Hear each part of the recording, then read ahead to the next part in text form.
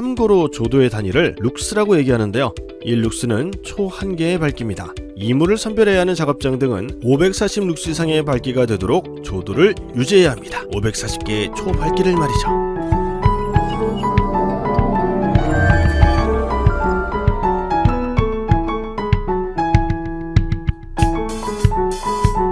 안녕하세요. 품질안전팀 최영수입니다. 이번 교육은 햇삽을 운영하기 위해서 필요한 선행요건, 즉 미리 행해져야 하는 사항에 대해서 설명드릴 건데, 그 항목은 총 8가지가 있으며 이번 교육은 그 중에서 2가지 항목에 대해서 설명해 드리겠습니다. 바로 영업장과 위생에 관한 관리 기준입니다. 어떤 부분은 디테일하게, 또한 어떤 부분은 간략하게 최대한 쉽게 설명드리도록 노력하겠습니다. 자, 그럼 교육 시작합니다. 우선 첫 번째, 영업장 관리 기준. 영업장이란 기본 개념을 우선 알아야겠죠. 영업장이란 말 그대로 영업활동이 발생되는 모든 장소를 말하는데요. 지도 어플을 검색해서 보시면 우리 회사를 위에서 바라본 화면이 나옵니다. 대략 우리 회사의 범위는 이렇습니다. 이 범위 전체를 영업장이라고 얘기하고요. 이렇게 축소된 부분은 생산작업장이 있죠. 이 부분은 영업장에 속해 있는 작업장입니다. 그러니까 영업장이라 함은 우리 회사의 전체 구역을 모두 포함합니다.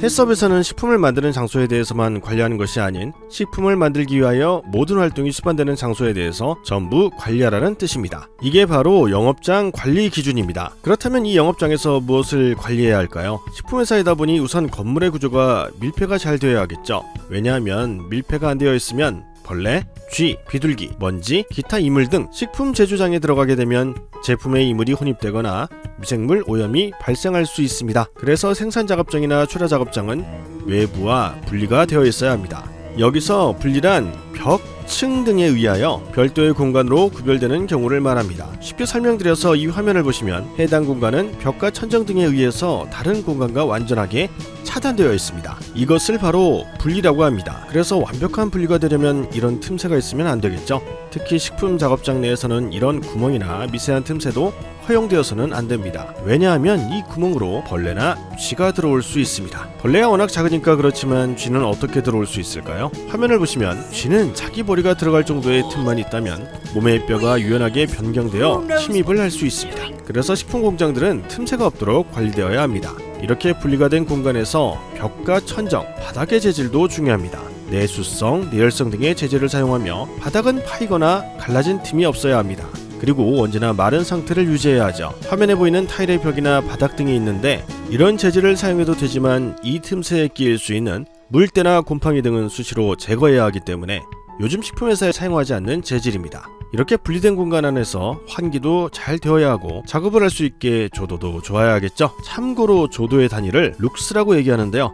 이 룩스는 초 1개의 밝기입니다. 이물을 선별해야 하는 작업장 등은 540 룩스 이상의 밝기가 되도록 조도를 유지해야 합니다. 540개의 초 밝기를 말이죠. 작업장 내에 유리가 안에 있다면 유리는 깨지기 쉬운 재질이기에 이렇게 비산 방지 필름을 붙여서 관리해야 합니다. 그러면 유리가 깨지더라도 비산되지 않겠죠. 그래서 식품회사는 거의 유리 재질을 잘 사용하지 않으려고 합니다. 간단히 영업장에 대한 내용을 말씀드렸는데요. 이번에는 위생관리 기준에 대해서 말씀드리겠습니다. 우선 이 용어를 기억해 두세요. OS 많이 들어보셨죠? 일본의 자동차 회사 도요타에서 만들어진 활동으로 정리, 정돈, 청소, 청결, 습관화 5가지를 말합니다. 모든 단어가 일본어로 보면 앞에 S가 들어가기 때문에 합쳐서 OS라고 합니다. 이 5가지가 잘 수반된다면 낭비가 없는 공장이 된다는 취지입니다. 그런데 여기에 2가지를 더 추가해야 합니다. 세정과 살균입니다. 청소 부분을 청소, 세정, 살균으로 세분화시킨 것입니다. 위생을 강조한 식품위생 7S라고도 합니다. 이 7가지만 잘 지킨다면 위생관리 기준에 대한 설명은 저 7가지 용어로 마무리된다고 볼 수 있습니다. 물론 세부적으로 들어가면 추가되는 내용은 있습니다. 위생관리를 잘하기 위한 기본적인 부분은 어떤 것이 있을까요? 바로 위생적인 복장과 위생적으로 관리되는 작업장, 그리고 사용하는 설비 및 도구에 대한 위생적인 관리입니다. 우리가 식품 작업장에 입실하기 전부터 입실한 후의 활동에 대해서 설명드리도록 하겠습니다. 먼저 작업장에 들어가기 전에 위생전실에서 개인위생 활동을 실시하게 됩니다. 이물을 제거하고 손을 씻고 건조를 하고 다시 손을 소독하고, 이 과정들이 모두 세정과 살균입니다. 작업장에 들어가서는 어떨까요? 설비나 기기들도 사용하고 나면 세척을 해야 합니다. 그리고 소독도 해줍니다. 세척은 이물을 제거하고 소독은 살균을 해주는 것입니다. 우리가 집에서 밥을 먹고 나서 설거지를 하는 것처럼 마찬가지로 엄청나게 많은 식품을 만들고 나서 설거지를 해주는 과정이라고 보시면 됩니다. 위생적인 복장을 착용하기 위한 방법과 그리고 설비 등을 어떻게 청소해야 하는지에 대한 방법 등 이러한 방법 등을 가지고 세척과 소독을 진행하는 활동을 위생관리 기준으로 간단히 말씀드릴 수 있습니다. 식품안전사고들이 발생한 이후로 이물에 대한 관리가 강화되고 이에 대한 사회적인 위기의식이 매우 높습니다. 이물을 제어하는 과정을 실시한다면 위생관리 기준은 자연적으로 이루어진다고 볼 수 있습니다. 이번 교육은 여기서 마치도록 하겠습니다. 감사합니다.